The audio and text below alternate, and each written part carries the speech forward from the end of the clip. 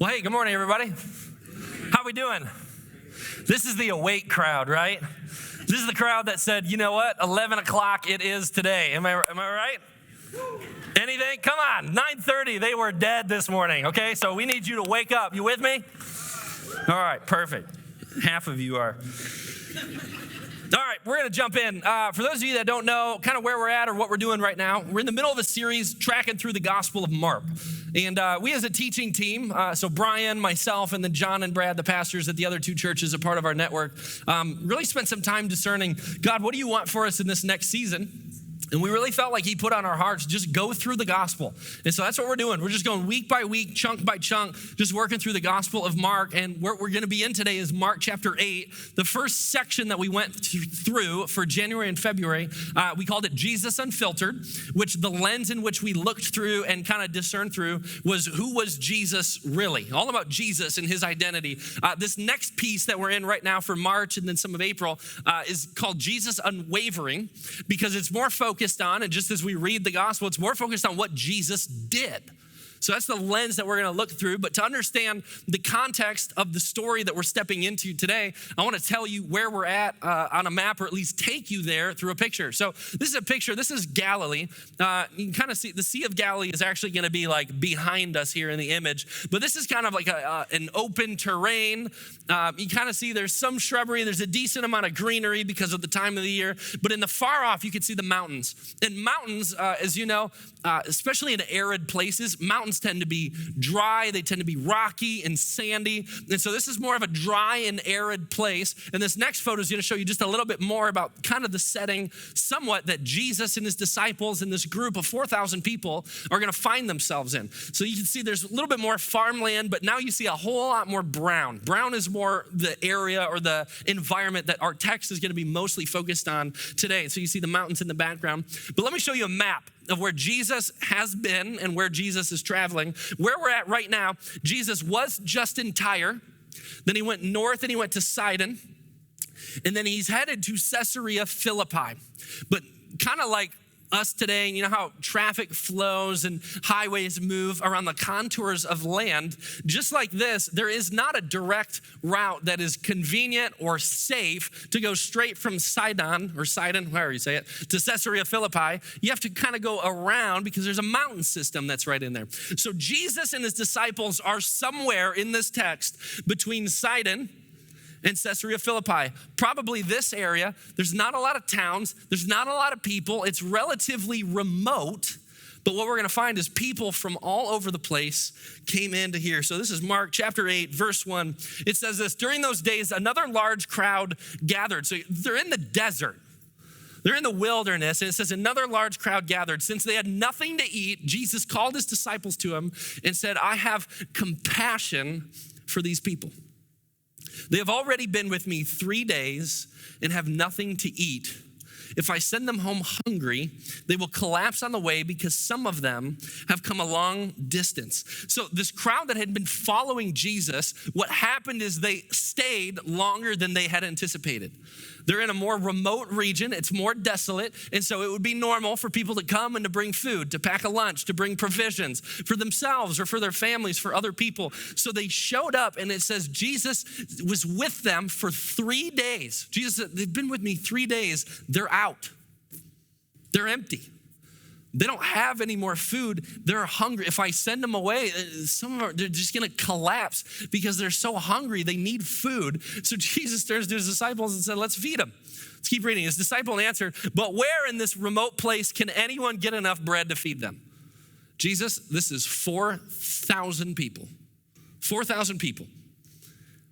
How many loaves do you have? Jesus asked. 7, they replied. Now, you're going to laugh a little bit today, okay? Because this is funny. Here's why this is funny.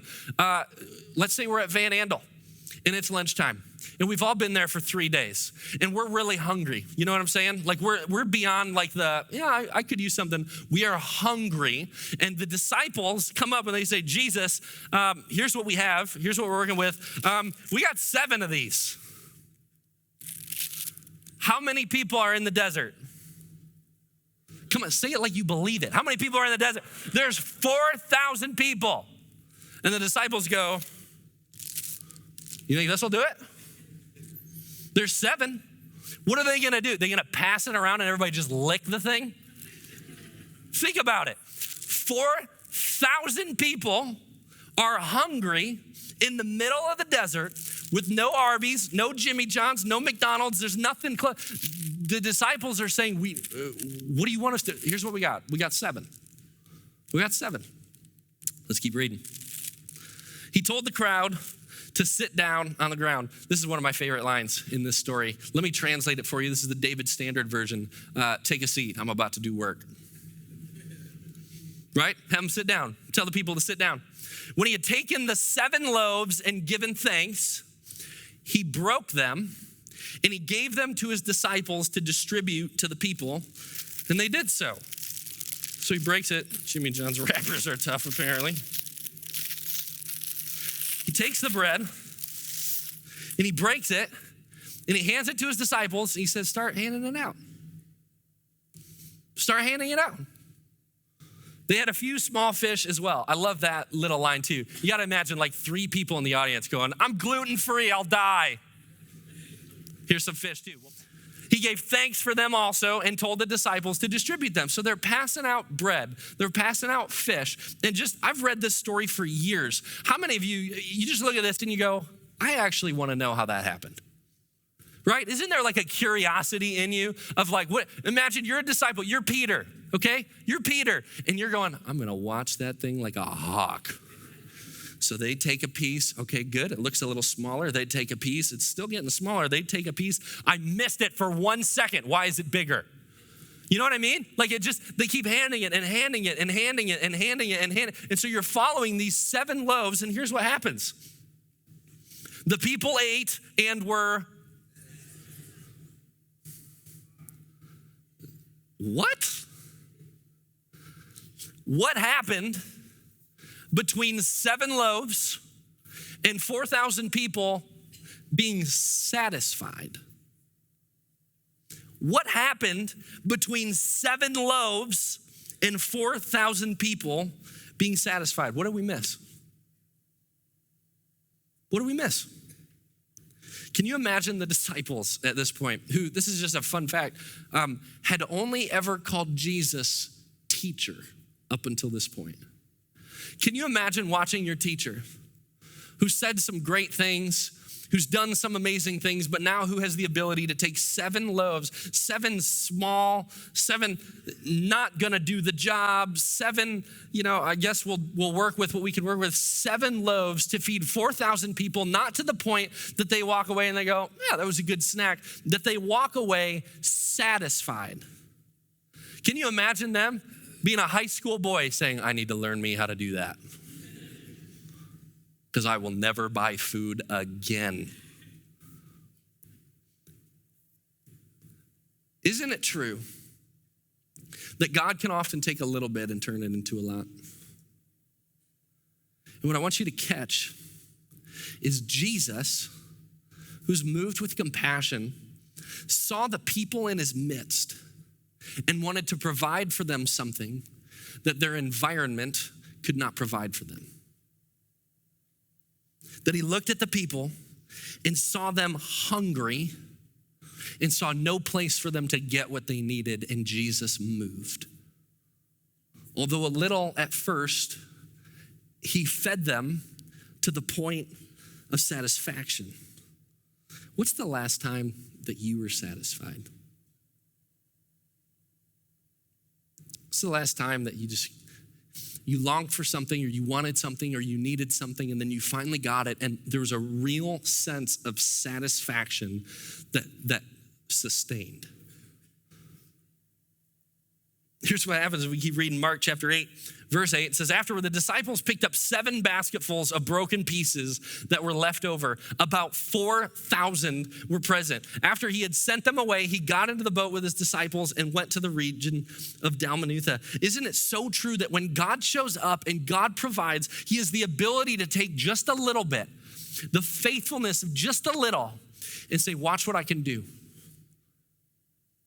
moved with compassion and a heart for the people that were there who were hungry, who were sweaty, who had stayed longer than they thought, whose loaves, all they wanted was something to eat so that they could be satisfied, so that their hunger could be quenched. All they wanted was sustenance. And Jesus says, I can take a little bit and turn it into a lot. And in fact, I can turn it into more than a lot. I can turn it into an abundance. Moved out of this heart for compassion. Why did Jesus feed all these people? Can we just ask just a blatant question? Why did Jesus do this? Is it about lunch? Or is it about something more? Is it about something deeper than lunch? We love to celebrate the miracle, but sometimes we miss the purpose of it. Let's reread Mark chapter 8, verse 1. It says this, during those days, another large crowd gathered. Since they had nothing to eat, Jesus called his disciples to him and said, I have what? I have compassion. Do you know what compassion translates to? Like when you look at the original form of the word, compassion was tied to the bowels. This is weird. That it says, Jesus had such compassion that it moved him on a gut level. Let me define it for you. This is what it says. Compassion means to have the bowels yearn. One person gets it. This is funny. Loosen up. Come on. The bowels are yearning, and Jesus goes, we're going to feed them. There's something more here. Are you with me?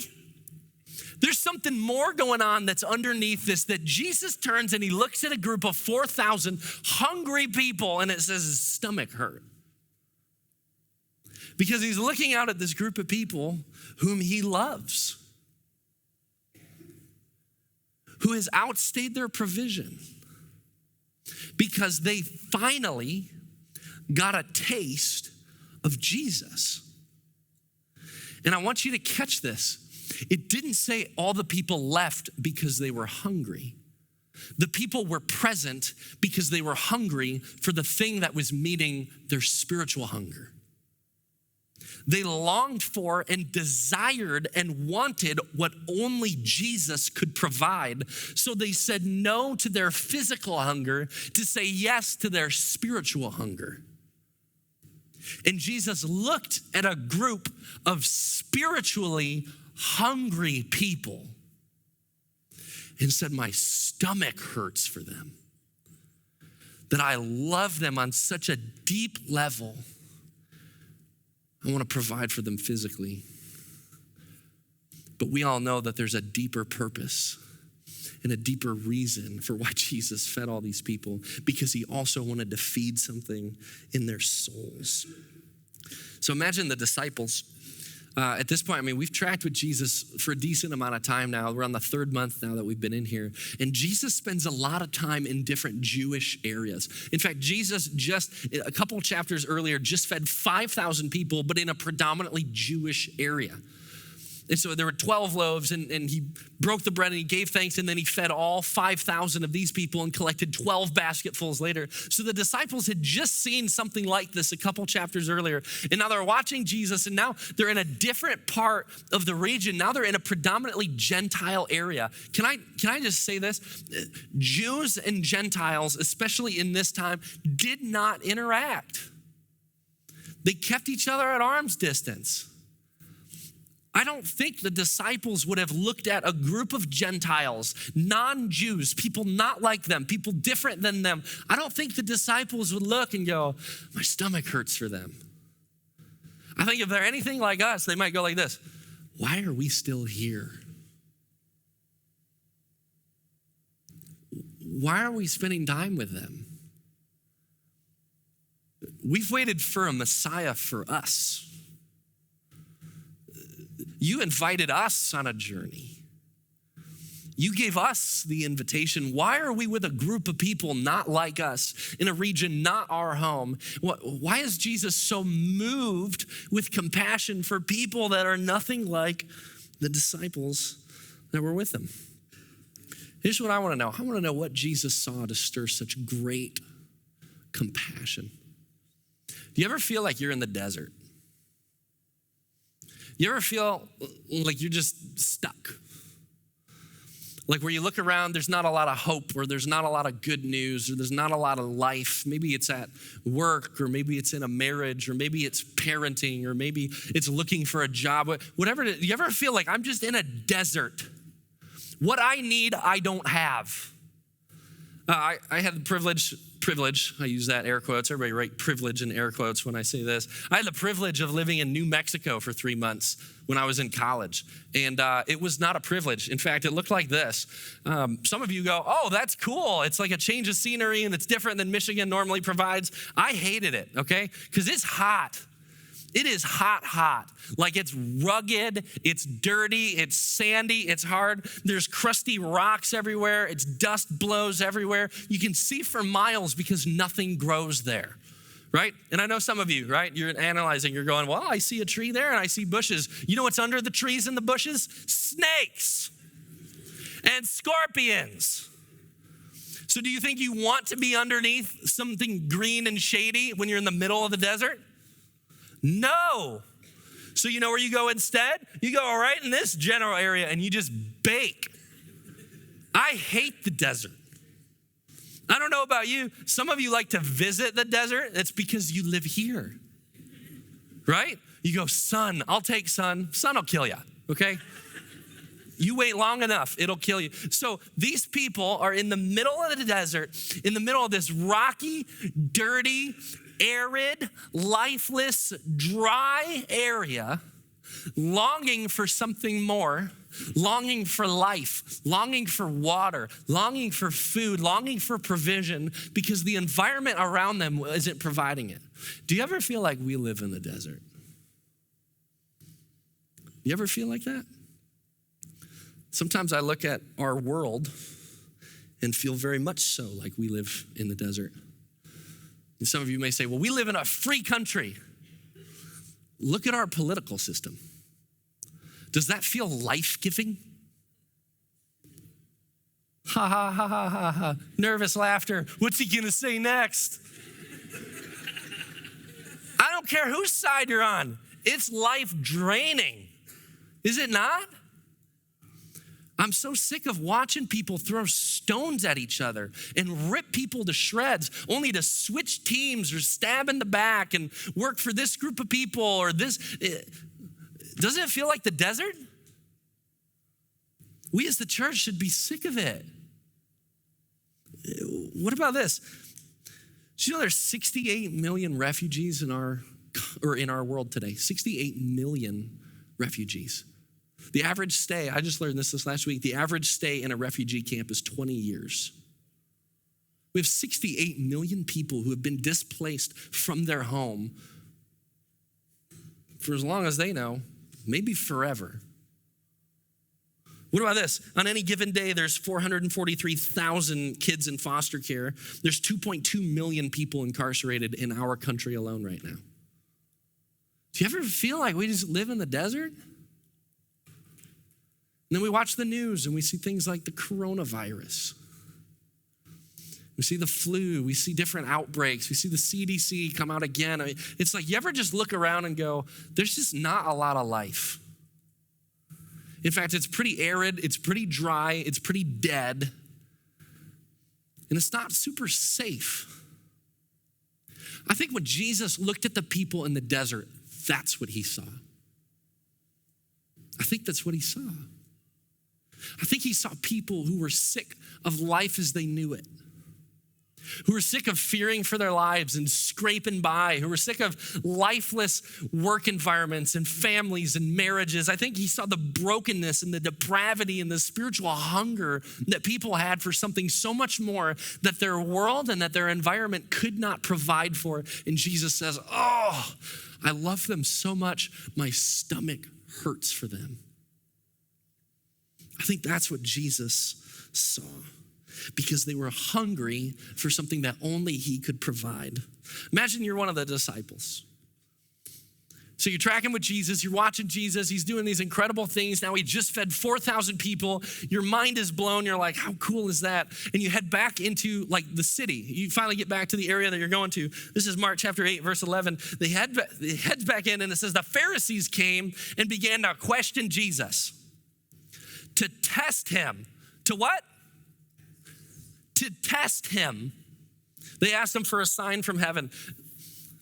Jesus just does this incredible work in the desert, and the people, the Gentiles, and then a couple days or weeks earlier, he does it with the Jews. And so the disciples have watched and they're blown away by who Jesus is. And then the Pharisees and the religious leaders show up and question and test, and they say, Jesus, we don't really believe you are what you say you are.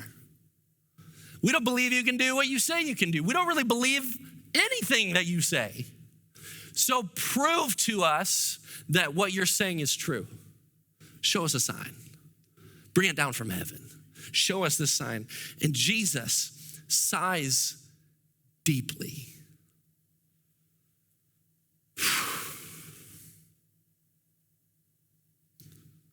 Why does this generation ask for a sign? Truly, I tell you, no sign will be given to it. Then he left them, got back into the boat, and crossed to the other side. We have the luxury of reading this 2,000 years later, watching Jesus move, seeing the ark, seeing how he was doing things so strategically and specifically, how he was investing in the lives of his disciples, and saying, I just want to show you, just peek at this, look at this, and now watch me move right over here, look at this, and here's another sign. Do you see? This is, everything I'm saying is true, it's pointing. Look, do you see? Do you get it? Do you get it? Isn't it so funny that Jesus, as soon as he gets around Pharisees, the religious leaders, the most educated and sophisticated and honorable people in the community who are blind as bats to see what Jesus is doing and what it speaks to. So let's keep reading. The disciples had forgotten to bring bread. So they get in a boat, they start leaving, and this is just funny, okay? Can you appreciate this? The disciples had forgotten to bring bread after a season, after this incredible movement of God in which 4,000 people ate food. From 7 of these, 4,000 people eat food and they leave satisfied. And the disciples pick up 7 basketfuls and they get in the boat and they leave shore. And you ever have that like, oh shoot moment where you forget something? The disciples go, are you kidding me right now? I thought you were grabbing the bread. I grabbed it last time. I didn't see you picking up the baskets. And you see them just going back and forth, going, we forgot bread. Oh, I love this. Except for one loaf that they had with them in the boat. Peter goes, neener, neener, neener. I remembered. Be careful. Jesus warned them. Watch out for the yeast of the Pharisees and that of Herod. What is that? What's the yeast? Yeast, as most of you know, tiny little living organism that we put in bread and we knead it through the bread and it actually brings life to the whole bread, right? It makes it rise later. Jesus said there's something else that they do that doesn't bring life, but it affects the whole batch. Watch out for the yeast. They discussed this with one another and they said it's because we have no bread. They missed it again. You following this? They can't see. Jesus is teeing them up over and over and over. Watch out for that. Jesus is saying to them, watch out for the unbelief of the Pharisees and of Herod. Watch out for their blindness, because their blindness can be contagious.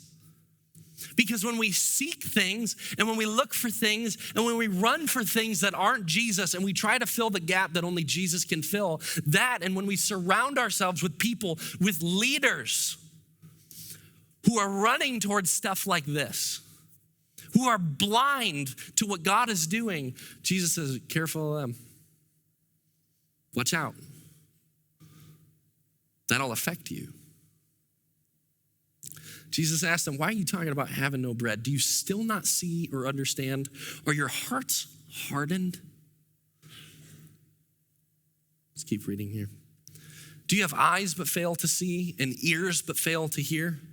And don't you remember, watch this, Jesus, we're gonna go back. Ready? Everybody track with me. Here we go. When I broke the 5 loaves for the 5,000, remember, Jewish community, how many basketfuls of pieces did you pick up? 12. Okay. And when I broke the 7 loaves for the 4,000, how many basketfuls of pieces did you pick up? He answered, 7. Do you still not understand? When Jesus was with the Jews, the 12 basketfuls left over, any good Jew would notice, or they'd start to question and start to ask, 12 basketfuls left over? 12 loaves to begin with? Aren't there 12 tribes of Judah? These are the Jewish people. They were waiting for a Messiah. And Jesus goes, pattern, pattern, pattern. Do you get it? Nope, still don't get it. All right, we'll keep going. When I broke the 7, hold on, go back. When I broke the 7 loaves for the 4,000, how many basketfuls of pieces did you pick up? They answered 7. Well, 7, now they're in a Gentile area. And there was one text as I was reading it, it said, we're not totally sure what 7 would have spoken to, but there was one passage of scripture in which God says he was gonna drive out the 7 Gentile nations. So hold on here. Jesus has 12 left over for the Jews. Yep, check. And 7 left over for the Gentiles. Could it be that Jesus is saying, I am the Messiah that came for both Jews and Gentiles? Do you see this here? I came for the Jews, but not just for the Jews, but also for the Gentiles.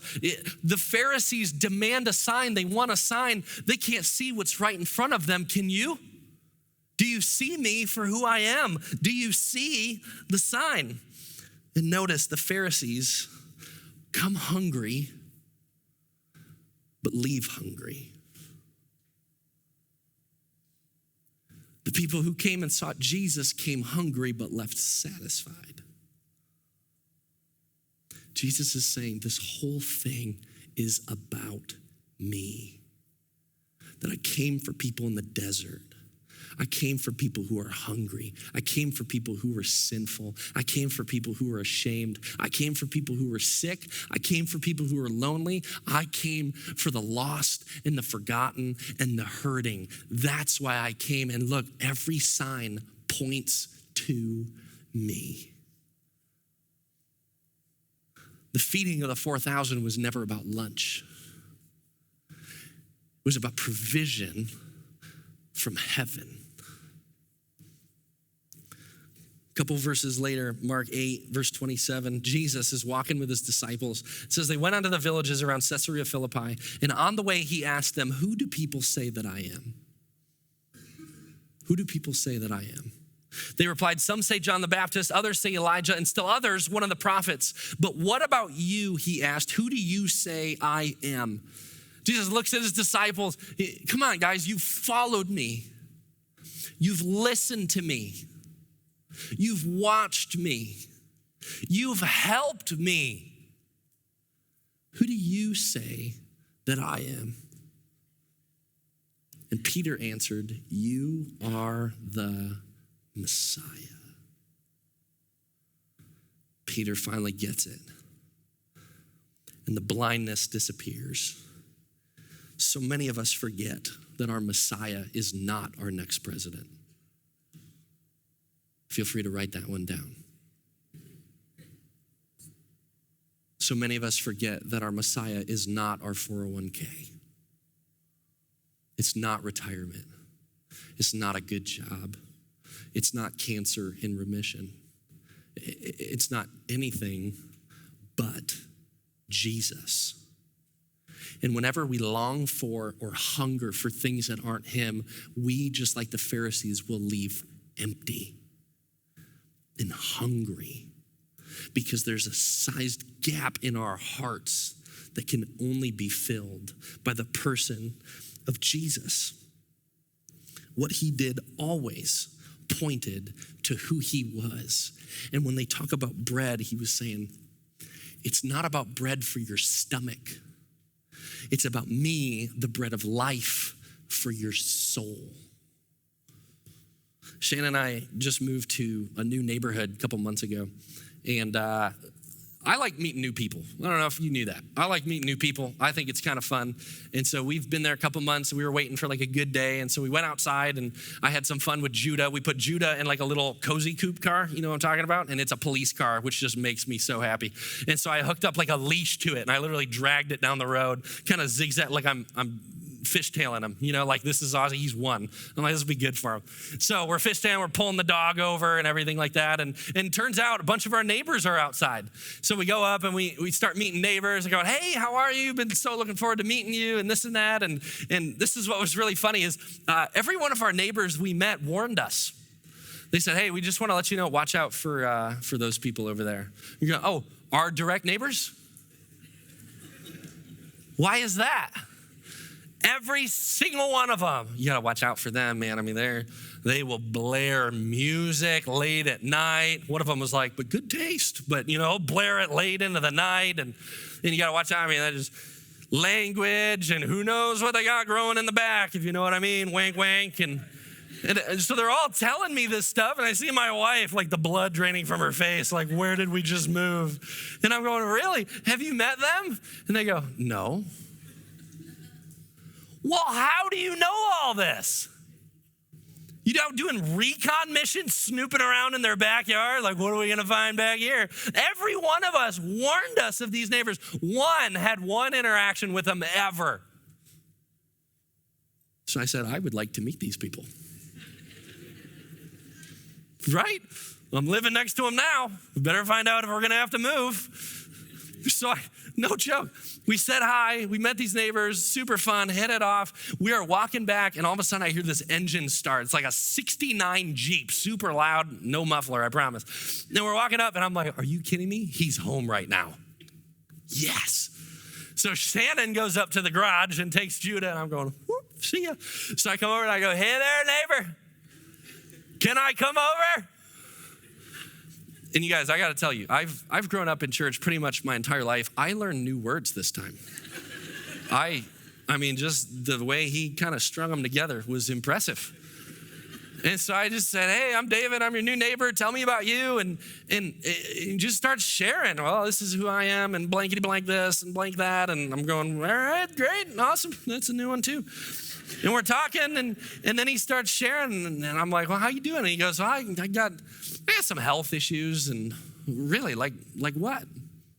Start sharing, I got issues and this and that, and I was a Vietnam vet, and so I think I might have had some of that Agent Orange stuff, and oh, wow. Yeah, and I had some run-ins with the law, and I had some marital issues, and when I asked him, I was like, you like being a grandpa? He goes, no, I'm done with that. Okay. And then he goes, what do you do for work? I'm like, I can't lie. What, social justice? No, community leader? I just can't. I wish I played guitar. And I go, I'm a pastor. And he goes, I think God's trying to get me back. I said, why do you say that? He said, my life has kind of gone in cycles. And I keep getting worse than when I started off. It just gets worse and worse and worse. And God keeps giving me these signs. And I loved the neighbors who used to live in your house. I loved them. And I was sad to see them go. And I said, can I tell you something? God's been chasing me too. And I got to share a little bit of my story and a little bit of my past and a little bit of my hurt. And I said to him, I can't offer you a lot. Not a little bit. If you ever want somebody to talk to, since nobody else on our neighborhood will, if you ever want someone to talk to, please call me. If If you ever want to grab breakfast, please tell me. I'd love to see what you got going on back here. That was a weird one. You got a lot going on. I mean, you ever want to show me? The band just got that. I said, if you ever need somebody, I'm here. Friends, our world is hungry. It's not that scary. It's really not. The world might be hangry, but the core of there is they're hungry for something that the world around them won't provide. And do you want to know something? We got it. We got it. Jesus looked at the world. Jesus looked at you and me. And he said, they just look broken and lost and sick and hurting and lonely. And they're just fighting to survive. And I have what can meet their needs. And what he's tasked us with is the church. If you say, I've made Jesus Lord of my life, he is my king, I follow him. He says, here's your job. Would you just feed the world? Don't just feed their stomachs, feed their souls. Build bridges. Start conversations. Have people in your home. We talk about refugees. I just got an email this week that said all they need is friends. That doesn't cost you much. Foster care, what's it look like to open them up and bring kids in your home and show them what the love of Jesus actually looks like? What's it look like to feed hungry people that we see on the street? What's it look like to move towards hungry people when we have what they so desperately want? So here's what we're gonna do. This is how we're gonna close today is